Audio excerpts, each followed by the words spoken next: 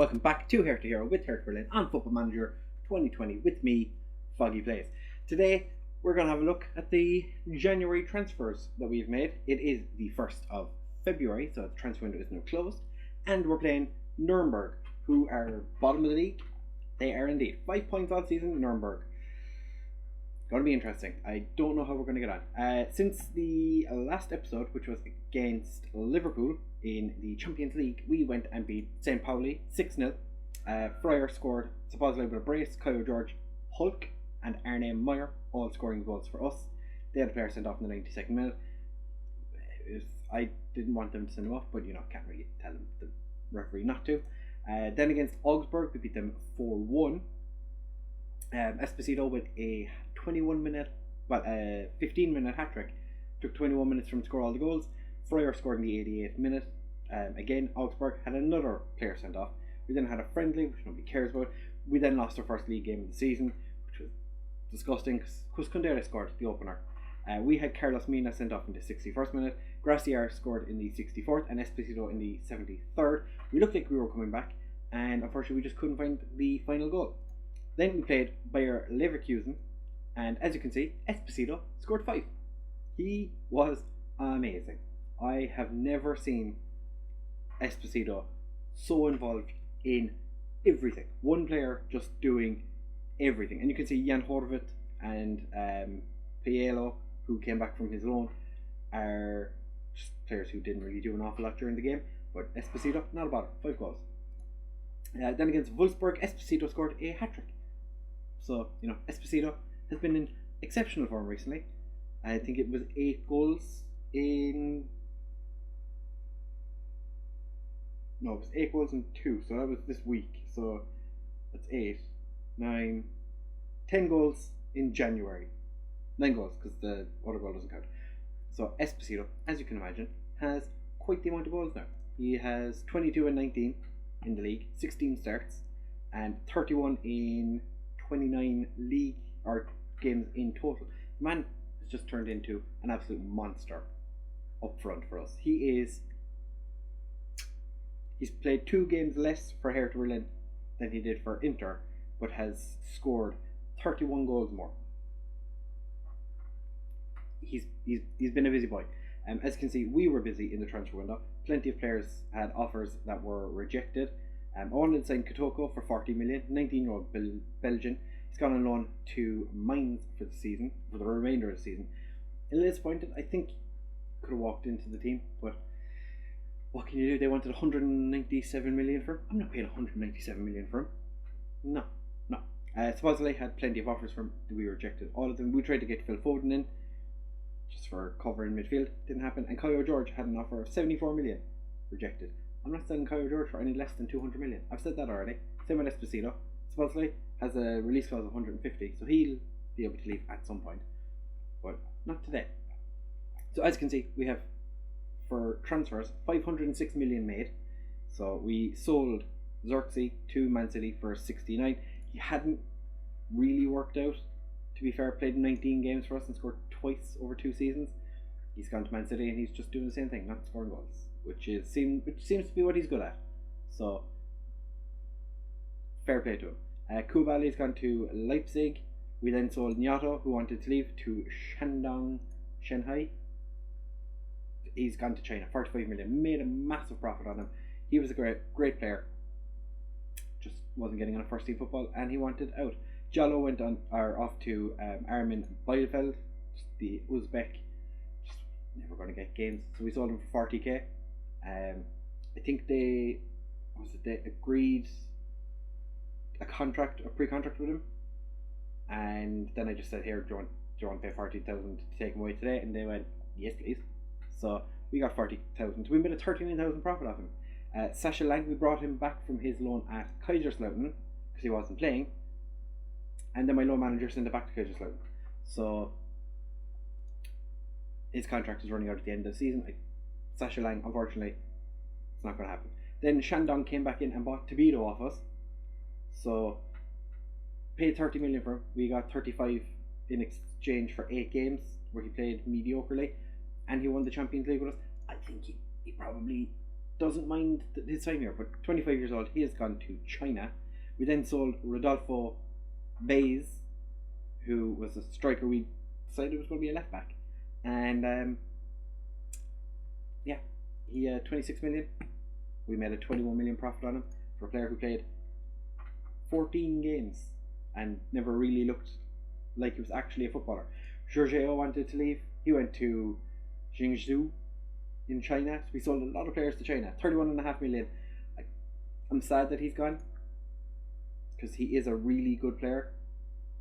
But you know, it's just one of those things. We couldn't get him to stay. Plenty of centre backs anyway, so it's not that big of a deal. Alan Velasco has gone to Leipzig as well. Just wasn't going to get that many games. We were short of good left wingers. He wasn't really getting in the team anymore. So the most he'd ever played for us was 19. We bought him as an attacking midfielder, turned him into a winger, and he just wasn't a footballer for us anymore. So Leipzig paid 32 million for him, which I think is a tasty little profit. And Mata, who is a 16-year-old who looks okay, but Borussia Mönchengladbach came in and said 1.3 million. I said okay. Speaking of Borussia Mönchengladbach, they're like a feeder team for us because they signed Mata, but they also signed Yachi, who is a right back that I never thought was actually ever going to be good enough to play for us. As you can see, he's never actually played a game for our first team. He's gone 8.25 million. What? 8.25 million? Yes, indeed. So Borussia Mönchengladbach are just signing plenty of our random players that I don't really want, which is fine by me. But players that we brought in. So we spent 157 million, made a massive profit this season. We brought in Kasha from St. Pauli for 5 million, potentially rising to 8. He's a 15-year-old defensive midfielder who I want to train to become an attacking midfielder or a central midfielder. I think this guy has plenty of potential. 15 years old, Hungarian. Got to change his picture because that's not the face of a Hungarian. We then brought in Nelson Alvarez. Just wanted to sign a player from the Dominican Republic. He popped up. Not very good, but I went from the Dominican Republic. Why not? So he's playing for our under-19s. He's played 16 times for the under-20s with the Dominican Republic. Maybe he'll get some games at some point. He could be our Dirk Sprint if you watch ClaytsFM. Then we went and signed Eduardo Luis, who is a 17-year-old Real Madrid central midfielder. This guy looks absolutely fantastic. So we paid his release clause 18 million. Comes in, he's on international duty at the moment with Brazil's under-20s at some Sudamerica Cup. When he comes back, I think he's going to walk straight into well, he's not going to walk straight into the team, probably straight to the bench. It's going to take a bit of time for him to dislodge Arne Meyer, who, interestingly, no offers for Arne Meyer this time. And then we went and signed Vinicius Jr. as our other deadline day signing. 80 million for Vinicius Jr. I wanted to sign him in the summer. Bayern Munich offered him a new contract but kept the 80 million release clause. So we just paid the 80 million. Because last time he didn't want to sign for us for the 80 million because I think Barcelona wanted him. But they made a little bit of profit off him. He's been quite good for them since he arrived. We needed a left winger, as you can see. Vinicius Jr., best left winger at the club. Not much of a question. Harvey Elliott has come back from his loan as well. He has been quite good, has to be said. Made his debut against Bayer Leverkusen and absolutely smashed it. So I'm quite happy with that. But for today's game, this is how we're laying up. Not many changes from what we normally play. We have Bingham, well, we are playing a different formation, but after the Borussia Dortmund game, I decided to change tactic a little bit. So we're going to the 4-3-3, or as it's called, Dorog, because this is where I started. Well, the Dorog formation has an attack midfielder, but we've modified it slightly. But Bingham is going to be called Diop, who's come back from his loan at Reims because he wasn't getting enough, or Nimes, because he wasn't getting enough first team football. He's come back, just gotta pop him in, see what he gets on. Michael is our left back. Fryer and Garvidal have created a nice little partnership for themselves in central defence. Bruno Queiroz as the deep line playmaker in defensive midfield. Ernemeyer and Szoboszlai just ahead of him, Mina and Esposito as our wide men, Caio George playing up front. As I said, Vinicius Jr. on the bench for today's game. Alec is suspended, Harvey Elliott is injured, Luis and Doucouré are both away on international duty, and Piejo, who he was Paderborn's top scorer, but I wanted to see what he could do in the first team, so brought him back. According to this, fourth best striker on the pitch, or for the team. Gracier and Hulk just behind him. I think this guy could be quite good. He is a wonder kid, so we'll just see how we get on. We are playing the worst team in the league, so you would expect a relatively comfortable result, but we shall soon find out. So we are about to kick off, just having a quick look at the Nuremberg team. I had a phone call, that's why there's a weird cut in between, I guess. They have Danny Da Costa. Did not know that. He is interesting. There's nobody on the bench that scares me, so we're going to kick off. Tell the assistant to go off, or Sidney Lobo, my favourite assistant of all time, to go off and do what he does best. Do it for the pundits. It's fine. Pretty much everyone's happy. Ernemeyer, we're expecting a performance, which we always do. It is Ernemeyer. He's playing as a box today. He is going to absolutely dominate the Nuremberg team. Guaranteed. Calling it out. This will be the first time we get to see Diop. I need to change his face as well, because his face is one I haven't actually changed, because he was out on loan and I forgot to change it. We do have some players that we need to change their faces for the game, because I do have that pack on where it gives everyone a face, and I just want some of the players to look a little different, because they don't, like Bruno Queiroz, when I signed him, didn't look like what you'd expect a Brazilian to look like, so I enjoy getting to pick what my players look like. And seeing as how we're using so many new gens, it's just part of the game, I suppose. But we are finally getting our first attacking highlight. Mina has the ball, Carlos straight at the keeper, and Da Costa boots it clear. Having said Da Costa's name, of course he's going to play really rather well against us now. Mina with the cross, or the corner, doesn't get to any of our players. Ernemeyer had the back in, Bruno Queiroz picks it up, and Fryer had the ball, and the highlight ended. Also, when I'm recording this, it is very hot, so I'm sitting here wishing I could open my window. I cannot, which is disappointing, because they're doing construction work outside. Probably would be able to hear it. I'd be surprised if you don't already hear it. But half an hour in, we're still drawing, which is not what I would have expected. Unfortunately, with us selling Bays, we don't actually have a backup left back anymore, so Diop, who conveniently is on the ball, is the one to be our backup left back now. Whips in across, and you might have seen Caio George left it, or did he miss? It's kind of hard to tell. Caio George was just a little bit too far ahead, and their defender just couldn't get it under control, hits him, and it rolls into the back of the net. Is this the floodgates opening? Michael takes a shot, and their keeper pushes it behind for our fifth corner. Keeper does have a pretty comfortable time getting the ball there. We might change to our 4-2-4 for the second half. Caio George, Esposito, back in Esposito's offside. Yeah, Esposito obviously offside. No point in even looking at it. Everyone could see that. Esposito's not having a great game, interestingly, because he has been quite good on the wing as well this year. I'm going to say I'm not happy. Szoboszlai, not happy. Carlos Mina, not happy. Esposito, not happy. Right. Tactics, we are going to change to our, not that, that's another tactic we're training in case we need it. We haven't needed it so far, but we are going to take Chiron off, move Esposito up front, make him the advance forward. Caio George can be the complete forward, because I think Caio George is a little bit taller than Esposito. 6'2", I think Caio George is 6'4", 6 foot. Who am I thinking of that's 6'4"? We're going to bring Vinicius Jr. on to make his debut for us, inside forward, on attack.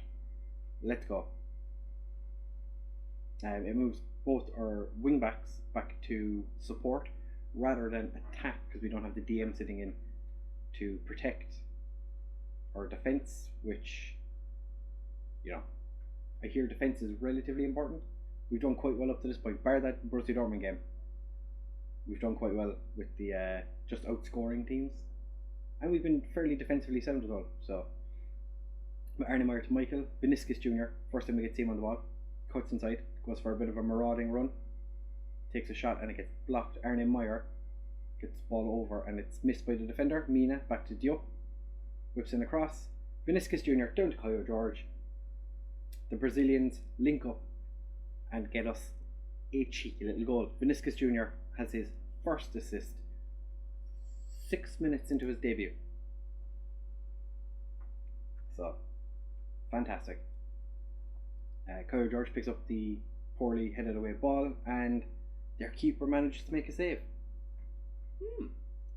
Right, we are going to demand more. Carlos Mina fires at the back post but doesn't get there. And now Nuremberg are on the break. Can they?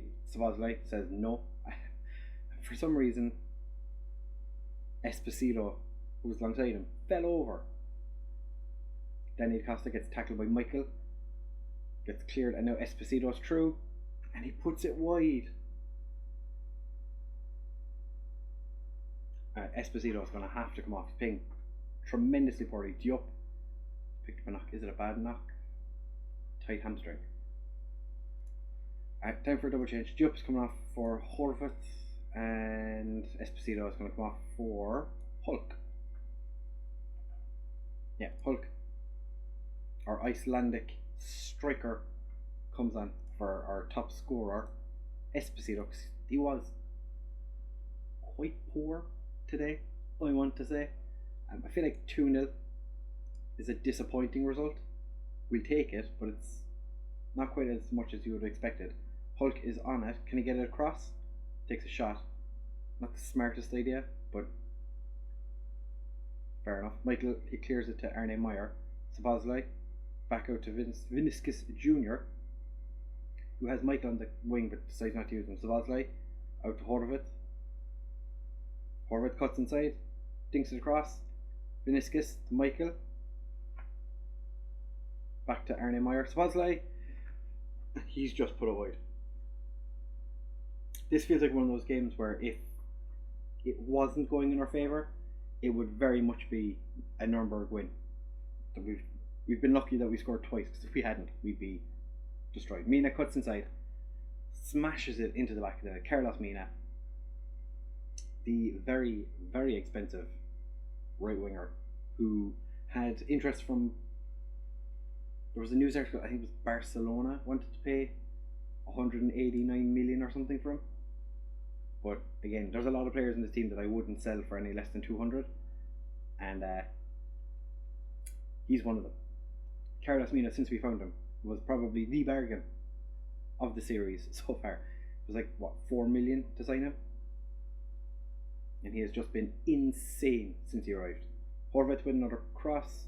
Szoboszlai, Caio Jorge, 22nd this season. He puts a nice little bow on top. 4th of the season, 92nd minute. 2 minutes left. We are just finished now, I think.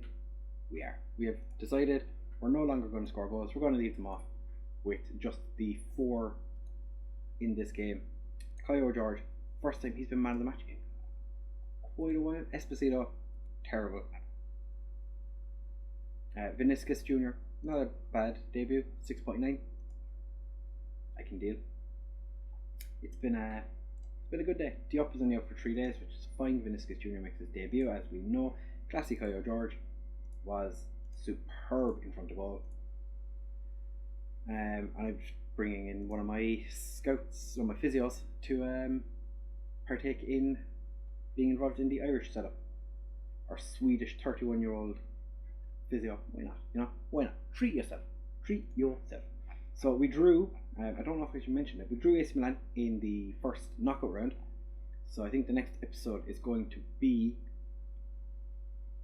probably AC Milan. Second leg. See how we get on in the games leading up to that. We have the Pokal in the next game. against Werder Bremen. Should be able to beat them fairly comfortably. They're only third in the Bundesliga 2. Union Berlin might get relegated. That'd be sad. That would be sad. If Union Berlin get relegated. Is there any way I can fix this? Can they do something to help? Not really. So yeah, it'll be AC Milan's second leg. Or do we just do both legs over 2 episodes? You'll find out in the next one. So if you did enjoy, please do make sure to leave a like, comment and subscribe. Let me know who you think is going to be the best signing in January. I think I'm just going to put it out there now. It's going to be Eduardo Luiz or Vinicius Jr. I don't imagine the guy who's not allowed to play games, or the star and a half Dominican Republic midfielder. Don't think they're going to get many games. Is there anyone I've sold that you think we're going to regret selling? Like Nyato, maybe could have kept a hold of him for 45 million. That was too much money. Todibo, Bays, Jorginho, Velasco. Are we going to regret selling any of them? Will Motta's career turn into an absolute worldie and we'll regret selling him for 1.3 million? Wait and see. I don't imagine. I can't see it. But we'll just wait and see. So if you, like I said, if you enjoyed, leave a comment, like, subscribe, all that good stuff. YouTube enjoys all the things when you subscribe and like and gets my video out there. Lets everyone know that you enjoy what you're watching. So I'll see you in the next one. Bye.